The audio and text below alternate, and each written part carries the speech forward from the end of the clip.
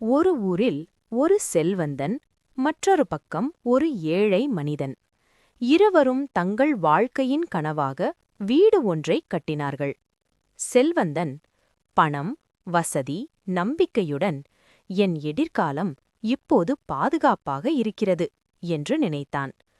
ஏழை மனிதன், சிறிய வீடுதான், ஆனால் ஒவ்வொரு கல்லையும் வைத்தபோது, யா அல்லாஹ், இதிலும் பரக்கத்தா என்று துஆ செய்தான். ஒரு நாள் பலத்த மழை, புயல். இரு வீடுகளும் முழுவதும் இடிந்து விழுந்தன.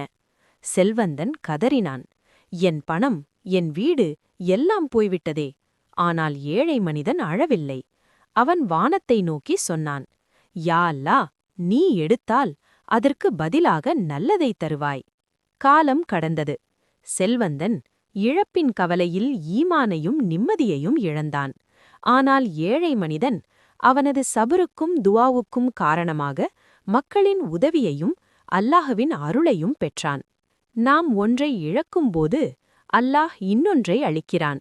அது பணமாக இல்லாவிட்டாலும் நிம்மதி, ஈமான், பரக்கத்தாக இருக்கும்.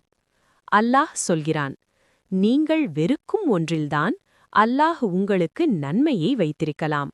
சூரா பக்கரா 2:216.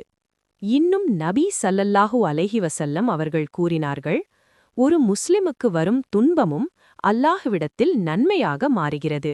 புகாரி, முஸ்லிம். இந்த உலகத்தில் ஏதாவது ஒன்றை இழக்கும் மனிதன் அதே தருணத்தில் ஒன்றை அடைகிறான்.